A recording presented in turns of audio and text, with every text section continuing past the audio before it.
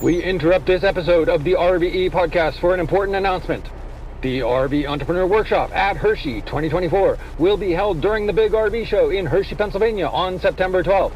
This full day of networking and entrepreneurial education will be followed by a live recording of this podcast featuring all of your favorite hosts. That evening, enjoy dinner, drinks, and dancing at the popular RV Life After Party. Both events are made possible by our amazing partners, including Jayco, Cool RV, Open Road Resorts, Lithionics Battery, Air Skirts, RV TV, Open Roads Fuel Card, Clear2O, Travelify, Work Camper News, and more. Visit therventrepreneur.com for more information and to reserve your spot. Tickets are guaranteed to sell out quickly, so act now at therventrepreneur.com. We now return to our regularly scheduled program. All you need to know is 3 words. Grow the gap. Grow the gap. Grow the gap between your income and expenses. The wider that gap, the sooner you're going to reach financial freedom. Welcome to the RV Entrepreneur Podcast, the weekly show for nomads, work campers, RVers, and entrepreneurs looking to earn a living or build a business while enjoying the RV lifestyle. This week's host is Rose Willard. Let's settle in and enjoy the RV Entrepreneur Podcast, brought to you by RV Life.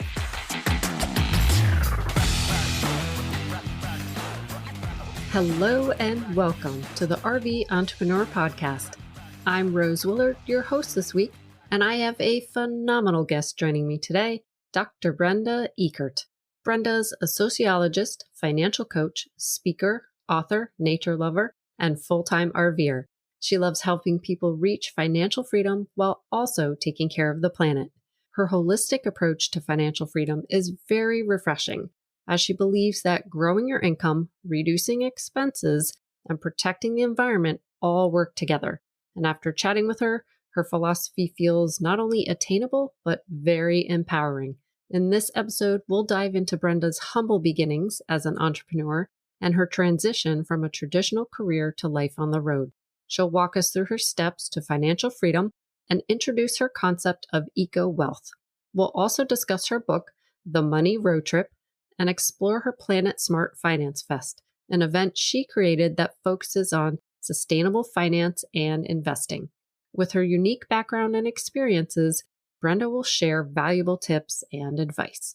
Since it's the 4th of July, a time when America celebrates independence and freedom, I feel like it's the perfect time to talk about financial freedom. So grab your favorite beverage, settle in, and get ready to learn from Brenda as we uncover the secrets to achieving financial freedom while living a sustainable and happy life on the road. Our money road trip begins right after this. Attention detail-oriented explorers. Do you crave adventure and thrive in independent work environments? ID Plans seeks data rock stars to travel the country surveying commercial properties. Gain or use your tech skills like laser measuring and 3D cameras to gather data on everything from rooftop HVAC units to parking spaces. Challenge yourself in all weather conditions and enjoy the flexibility of managing your own schedule. This is more than a job. It's a chance to explore new places while putting your skills to the test. Competitive pay per project awaits. Are you ready to map your next adventure? Send your resume and work history to workcamperjob@idplans.com. Don't miss out.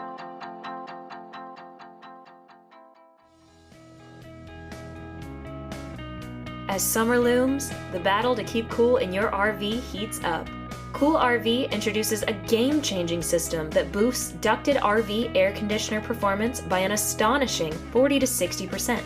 Beat the heat and join other cool campers for just $84.95 each, shipping included. Learn how at coolrv.com. That's cool with a K, rv.com. Podcast listeners can save 5% with code RVLife. Hi, Brenda. Welcome to the show. Thank you, Rose, for having me here. It's a pleasure. Yeah, so you have a very inspiring story, and I can't wait to hear how you built your own financial freedom and what your proven steps are for becoming financially free, as well as your eco-conscious approach to finances. All really important topics for our listeners today. But first, Brenda, can you give us the Brenda 101? Tell us a little bit about who you are and what you do. Sure. I'm a sociologist. That's what my PhD is in, but I've left sort of that profession to become a financial coach. I'm a California climate steward. I'm an archaeology technician. I'm an author. I'm a speaker. And so I wear many hats, and I have found that life is simply a journey, which is perfect for, somebody who's now an RVer. Yeah, that's kind of the theme for a lot of RVers, wearing many hats, doing a lot of little things, all the fishing lines out there, multiple streams of income. So tell us, how did you get into RVing and what does that look like now? I never thought I'd be an RVer. It was not on my dream list. It was not something I was familiar with. I'd never stepped foot in one. I never slept in one. I never drove one. And I found myself in 2019. I'd had a professional career and that had ended, and I learned how to become a financial coach. And I found myself sitting at the dining room table day after day after day, putting in long hours, trying to build my business. And I'm a financial coach teaching people how to reach financial freedom so they can live a life of joy. I had reached a decent level of financial freedom, and here I was being miserable. And I'm like, you know what? This has got to change. I can't continue. I can't sit here and look at this suburban street anymore. And so I'm originally from Wisconsin. I went back to visit family. And I thought about the things that I really missed from my previous work.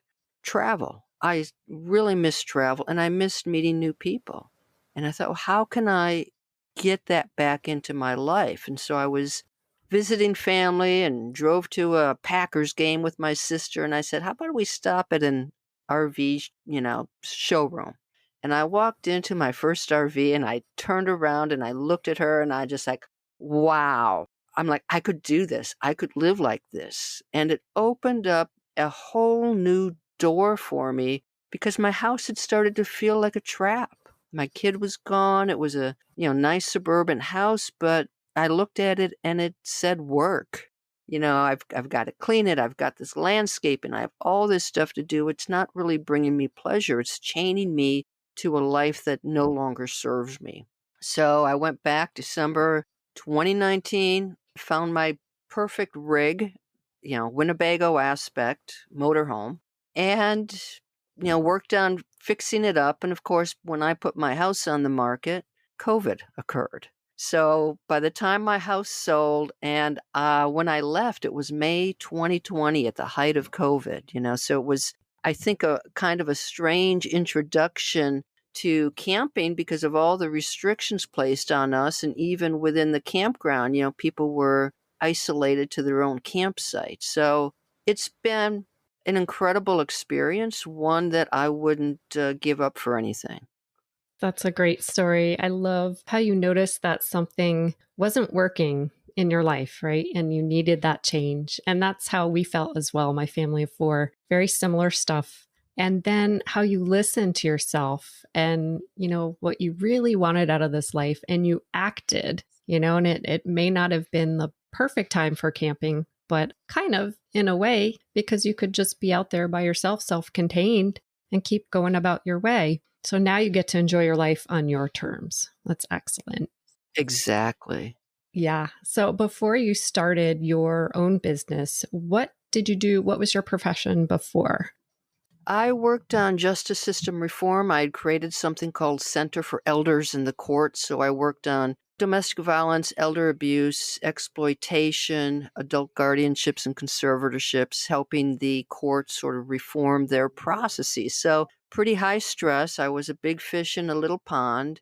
And I quite honestly really burned out. I just, one day I couldn't do it anymore. And I didn't want to go back into the same profession. I'm like, this is a gift. Do I go back and do the same thing only for another company or as a consultant?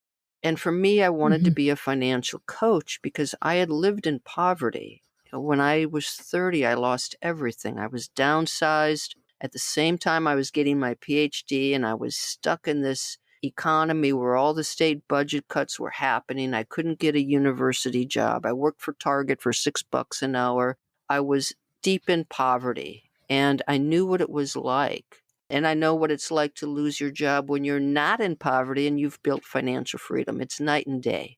And so I wanted to help other people learn the basics of, how do you create that gap between income and expenses? How do you save? How do you invest? Right. How do you prioritize and build a life where your money serves you? It's just a tool to your joy. It's not an onerous, awful thing. I believe finances are fun.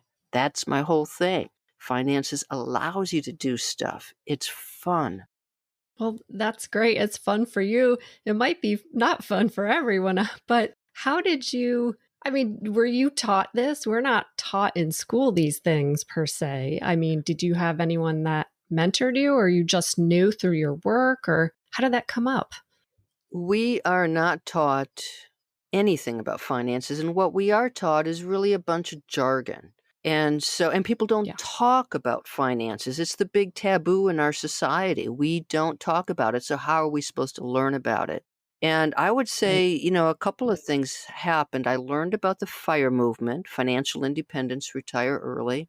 And the other thing was I read a book. It's David Bach's Smart Women Finish Rich. And I still remember this because he has a concept called a dream fund. And I thought, how come nobody told me about a dream fund? I know that I can put money away for emergencies and saving for a car and retirement. A dream fund? A dream fund? Like, how could I be this old and not know about a dream fund? And that really launched me into beginning to invest on my own and thinking about a different future. That's excellent. So you started this financial coaching. So something I like to ask is, what does being an entrepreneur mean to you? Flexibility, freedom of time. I can choose the business model, so I no longer do one-on-one coaching. I create programs, group programs, because it means I can serve many using the same amount of time. It gives me the flexibility to go internet only, so I can travel and do my work from any place. It is that flexibility that is like so dear to me that, the thought of having to go to a regular job on a daily basis just sort of makes me a little nauseous right now. Oh, yeah. So something I came across on your website was a quote that really resonates with me. And it reads, "Financial freedom is about more than just accumulating wealth. It's about living a life that's rich in experiences, connections, and meaning. It's about living our values to take better care of the planet." Can you explain what this means to you? We kind of touched on that, but if you can explain more. Yeah. Yeah, I think we get hung up on a number. Yeah. I'm not financially free. I'm not financially independent until I have X amount in my bank accounts. Right. And we have to think about wealth and financial freedom in a very different way, because wealth is about the way we live. Are we living our priorities? And I also have this concept I call eco-wealth, because we're living at a time where, the climate crisis is here. And if we don't start solving it and taking individual and group actions, we're doomed.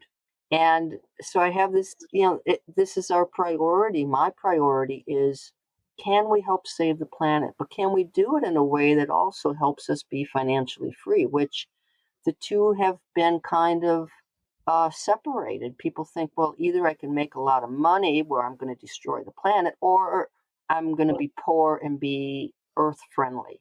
And it is not a dichotomy. In fact, if you think about how you can do good for the planet, part of it is lowering your expenses, decluttering, all those things we talk about in financial freedom. The other part of it is you can actually grow your income. You can make really good investments. I just finished speaking to somebody who creates sustainable side hustles. So you can grow your income, cut your expenses, and save the planet. And but it is more than money. It is about your lifestyle. It is about your priorities and your values and living according to those. Right. And I think all of that is the reason why a lot of RVers come into RVing full time and are entrepreneurs on the road with that. They want to live more simply. They want to take care of the planet. So I think this will resonate with everyone as well. What is the best thing about financial freedom? Oh, the best thing is really time autonomy, especially as we get older and thinking of, I get to pick and choose when I'm going to go to the grocery store. I don't have to go on the weekend like everybody else, like that. You think about Monday mornings or even Sunday nights when you think about going to the job on Monday morning and you're like, I don't really want to do this. Mm-mm. But it's also, I can work for an hour or two, 3 or 4 hours, and then I can go hiking in the forest. I can maybe sign up for a whale watching trip wherever I'm at. I love to hike, so I love being outdoors. The outdoors are my playground, and it's where I thrive and where I find joy. And that comes with the RV life, right? Right. So it's like, what a great marriage. You get to be outside in nature and you get to build your business while you're on the road. I mean, right. It's kind of the best of both worlds. It is. And you can do that because maybe you're not making as much money as all the wealthy people out there, but you don't have as much expenses and you can control a lot of that as well. So good stuff. Yeah. And I think we get caught up into this traditional cultural expectations. Right. We're supposed to do this. We're supposed to make money, and then we're supposed to buy a bigger house, and then we're supposed to buy a new car, and then we're supposed to save for retirement. All of these supposed to. And when you start breaking away from that, I mean, you realize how different we are, but that's freedom too, that I am living according to what I want to do, according to my beliefs, not what society tells me I am supposed to do. I love that. So let's get into how you built your own financial freedom. What are some of the steps you took?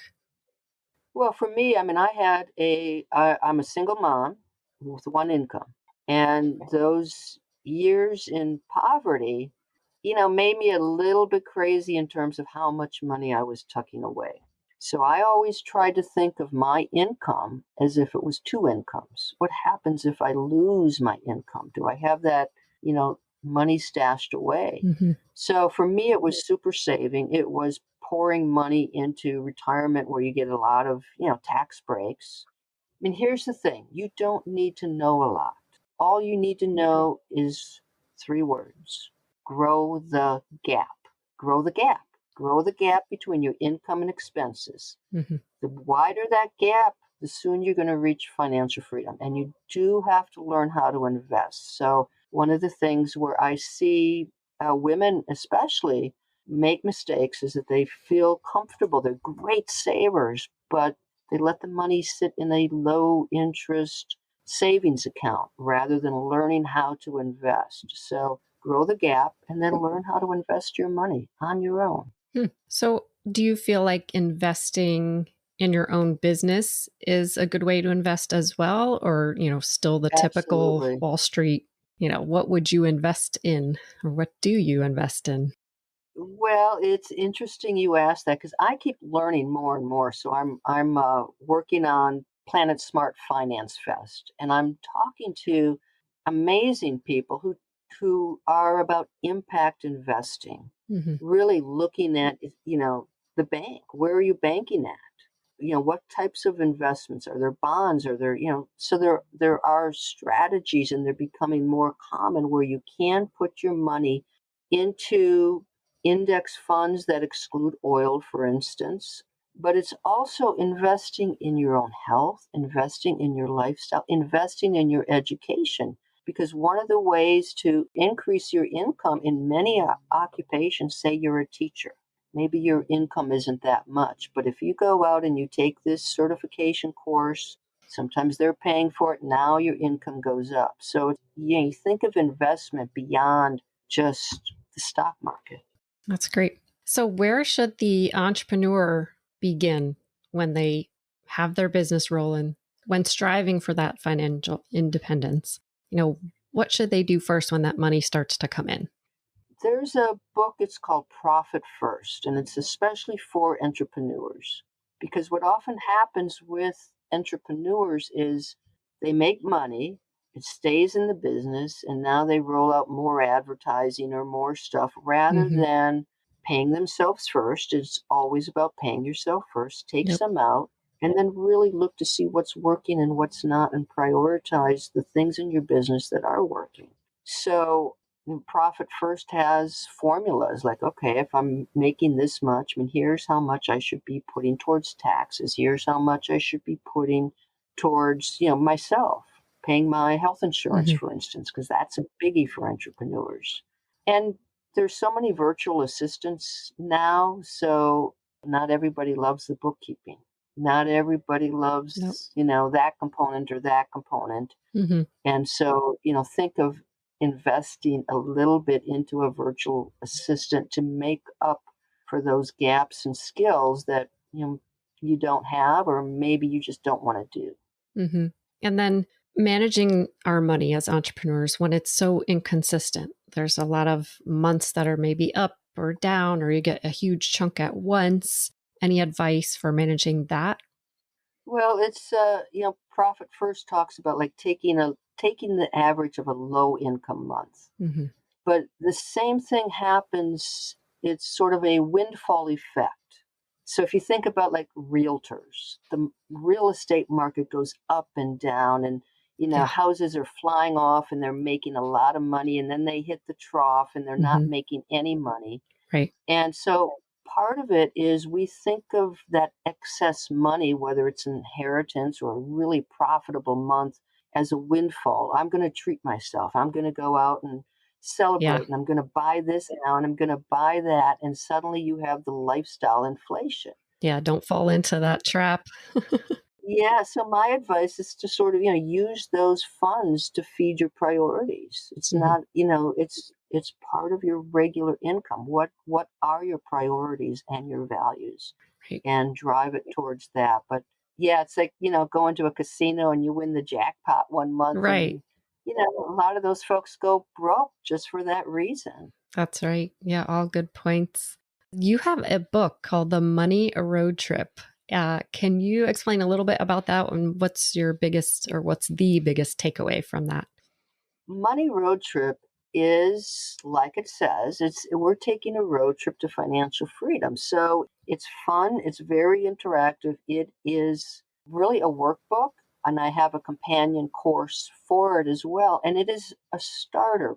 It is for somebody who's like, you know what, I don't know much about money, and I'd like to know how to do this. How do I take these baby steps? So by the end of this, I've got this incredible financial freedom plan. And, to me, I also have money personalities. And a lot of things that will unlock our path is to understand our money personalities. They say that, we learn about money by the age of 7 is already ingrained in our habits, our beliefs, and our patterns. Mm-hmm. So big thing is to recognize where we're coming from. A lot of what we learned about money comes from our parents. It comes from our socioeconomic upbringing. I was working class. I'm the daughter of dairy farmers. And no matter how much money I have, I still believe I'm working class.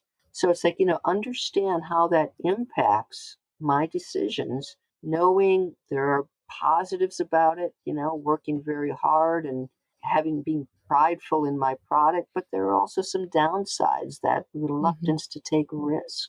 So a lot of this is about knowing your personality and setting yourself onto your unique road path. Mm-hmm. What you do and what I do might be different, but we're going to get to the same destination. I love that. And I love how you take in that whole person, because you're right. Their past and what they learned will definitely affect how they handle and manage their money. So that's great. I want to check that book out actually, and include that in some homeschooling for our boys when they get to that point. Yeah. That would be great. Yeah, I have a special graduation edition. So it's awesome. got a little personal message for graduates. That's awesome. So I've been thinking and wondering how much of our income per month should we be saving to become financially independent sooner? Say you want to get there sooner and you want to be able to do more and do whatever you want. It's interesting because financial freedom is based on your expenses, Yeah. not on your Okay. income. Right. And so if you need $50,000 a year to live off of, Mhm. you need less savings, less income. If you need $100,000 to live off of each year, you're going to Mhm. need more money. So there's this grid. I call it the magic grid because when you look at it, it's just astonishing. But like if you could save about half of your income, you could be out of the workforce in 17 years. If you save Amazing. 10% of your income, you're going to be in the workforce for 51 years. You're right. Oh my goodness. So when you look at the numbers, it's astonishing. Now, that's financial independence, and I actually prefer the concept of financial freedom. Maybe you don't have that big number, Mhm. but maybe you've saved up enough to cover 5 or 10 years, enough to take a risk, enough to quit your job and be a podcast host, enough Right. to travel around the world for a year, enough to really feel like I'm in charge of my money. I know Mhm. where it's going. I know that I have the power to create more. I want to live my life. I am financially free and I'm not worried Mhm. about what's going to happen next. So Yeah. there's this whole middle ground which gives you the freedom to step outside of everyday life. Yeah. And that is what my husband and I, when we sold everything back in 2020, we knew and we had a bunch saved and we were very good with our money. And we were able to sell our home, sell our business of 20 years and buy the RV and we were out for 2 years all over the country full time. And we lived off, that saving, but the sale of our business, we didn't spend a whole lot of money either, actually, because we ended up boondocking for free out west. We absolutely loved it. It became our favorite form of camping. So, really cool. Yeah, I think we think of money as sort of like this trajectory, but in fact it Right. ebbs and flows, and Yeah. that's normal. Mm-hmm. So true. So, your love of nature, like you were talking about, prompted you to create this eco-fin or the eco-finance approach to your business. Can you tell us a little bit more about that philosophy that blends the wealth building and sustainability? And like, I guess you already mentioned how you're spreading the word Planet Smart Finance Fest. Yeah, it's I'm going to back up a little bit Hmm. because I do love the environment and I love nature, but Yeah. I have always felt like, this is a problem that's way beyond me, Yeah. So Yeah. Hi, there's kitty. a sense of I've got cats like Yeah. bombarding me. I love it. So I think I felt this sense of despair. And when I moved here to Southern California last fall, I enrolled in the California Climate Steward program. And that program, I was introduced to so many positive things happening in the world. And I left that program with hope. And I left that program with thoughts of how can I step into this to make even a little bit of a difference? I can step into it by taking that financial expertise and putting an eco twist to it. I know that there are other people like me who Hmm. want to invest and want to grow their wealth while doing the right thing. So Right. I'm in the process of creating an eco wealth collective, community of folks. We learn about the basics, but also begin to think about where to invest and how to grow that wealth in a way that feels good to us. Yeah. But it was really hope. It's like, I want to be part of a revolution. I want to be part of a movement that Hmm. does some good for the planet rather than just saying, I can't do anything as an individual.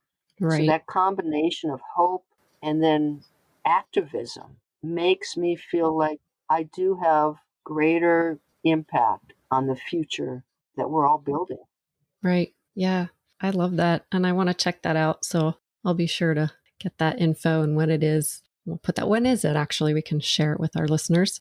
Well, Planet Smart Finance Fest, this is my first one. It's Earth Day, April Perfect. 22nd. And Yep. I hope to do it annually, possibly do a semi-annual event with Hmm. really focusing on the finances and how to invest and how to save and just what are our options, because it takes a lot of research to Yeah. find the things that we want to do.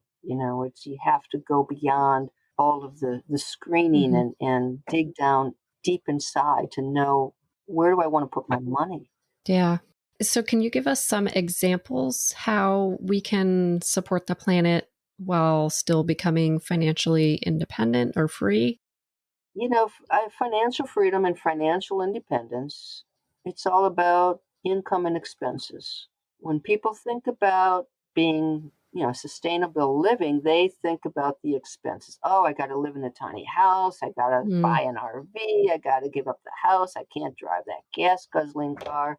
But the expenses part is really about simplicity and prioritizing. So, like, I have no problems living in this RV, right? It's a Hmm. small space. Once you declutter, it buys you freedom. You no longer have all Right. that stuff. You can change your lifestyle. So, like, you can go to plant-based eating, which is better for the planet, better for your health, Hmm. and less expensive than buying meat. So there are all kinds of things you can do on the expense side. So I just finished an interview with a woman who had created a side hustle, a composting side hustle, That's picking awesome. up compost and taking it to a compost center where it gets recycled into, fantastic soil. Yeah. On the income side, not only do you have the opportunity, we have, Climate Core, we have solar companies training people on basically having a nice, secure job through clean energy. Hmm. And then you have side hustles are just out there. Like, if somebody can teach me how to go move to a plant-based lifestyle, I'm going to pay them. If somebody can help me like fix my clothing so they last a little bit longer, maybe I want to pay them. So it's services, it's products. You can increase your income, you can lower your expenses, all while doing things that help the planet. Yeah. There's so much you can do. You just have to kind of think out of the box and go smaller as far as like the business, like who you're buying from too, not just the big Exactly. box. I mean, the big box is easy. Oh man. But yeah, think for little repairs and these little things or whatever. Just think first of the small businesses. Right. And it's long term. We Hmm. tend to, we Right. throw things out. We buy Right. something, we buy it cheap, and it's, we can't Landfill. use it a year later and we discard it. So part Yeah. of it is about that, circular economy. Yeah. Yeah. Wow. This has been great. So, as we wrap up here, do you have any words of advice for someone wanting to get on the road and build a business or take their business with them? Anything that you have learned or any sage advice? I've been in this business. I mean, I just hit my like 6 year anniversary since I transitioned Congrats. to financial Mhm. coaching. Follow your instinct. I have worked with people who have steered me in so many directions, and I felt like, well, I don't have the business background. They must be right. And no, niche down and follow your instinct. Yes. Love it. Love it. Love it. Is there anything else you want to impart on us today that we may have missed? Simplify. Okay. Just simplify. What's important to you? What are your Hmm. values? What are your priorities? Simplify your life. Hmm. It'll bring you joy. It will. Excellent. So, what's next for Brenda? What's on the immediate horizon? I think you've got that finance fest. Anything else? Well, just hitting the road again. I love RVing, so I've got plans to cool off for the summer, heading up into Oregon and Washington. And Beautiful. there's that excitement, when you Yeah. sit behind that wheel and you don't know what's around the bend, and a little bit of fear, but a lot of excitement. Right. And that's the way to live. Yeah. A nice change. And that little fear is good. Gets you out of your comfort zone. You keep growing. Yes. Yes. Yes. So, Brenda, where can we connect with you? What's the best place for us to find you? For my finances, I would say drbrendamoneycoach.com. Okay. I also have a Linktree, Dr. Brenda U. So Okay. that has everything. Oh, excellent. Okay. Simple. So thank you, Brenda. Thank you for taking the time to share your incredible experiences and wisdom with us and your passion for blending this financial freedom and this flexible lifestyle, as well as your dedication to this eco-conscious living is truly inspiring. I hope we have inspired our listeners today. So thank you for being an advocate for the change and leading this charge towards this more sustainable future. I wish you continued success on your adventures and in life. So thank you so much, Brenda. Thank you, Rose, for having me as a guest. I appreciate it. I absolutely love my conversation with Brenda and how financial freedom is so much more than just accumulating wealth. It's living a life that's rich in experiences, connections, and meaning. Isn't that what we all crave as RV entrepreneurs? And there were so many gems in this episode. One key takeaway for me was her concept of eco-wealth, that we can grow our income, cut our expenses, and help save the planet all at once. Before I became an RVer, even as an entrepreneur, I saw these as separate goals. I thought of growing our income, making more money, but more income often meant more spending, and I rarely considered the environmental impact of my financial choices. Now it all makes sense, and my husband and I have been implementing this approach for a while, which truly aligns with our RV lifestyle. We're simplifying our lives, prioritizing what truly matters, and making conscious choices every day. My other key takeaways from this are the importance of growing the gap between your income and expenses, the value of time autonomy, that ability to choose how and where we spend our time, which reminds me of the freedom we all cherish as RV entrepreneurs, and the benefits of living a life aligned with our values. So I found Brenda's tips really practical and relevant. If you want to learn more about Brenda's work, be sure to check out her website and her book, The Money Road Trip, which I'll definitely be getting a copy to hand over to my son soon. And keep an eye out for her next Planet Smart Finance Fest.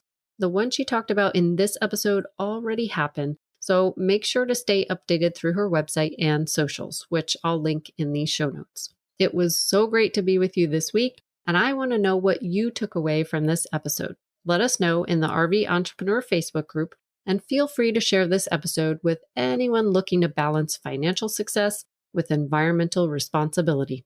Thank you again for tuning in to the RV Entrepreneur Podcast. Have a fantastic 4th of July and a wonderful week ahead.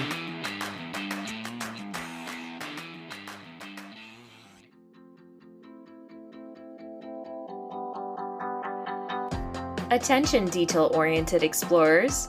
Do you crave adventure and thrive in independent work environments? ID Plans seeks data rock stars to travel the country surveying commercial properties. Gain or use your tech skills like laser measuring and 3D cameras to gather data on everything from rooftop HVAC units to parking spaces. Challenge yourself in all weather conditions and enjoy the flexibility of managing your own schedule. This is more than a job. It's a chance to explore new places while putting your skills to the test. Competitive pay per project awaits. Are you ready to map your next adventure? Send your resume and work history to workcamperjob@idplans.com. Don't miss out.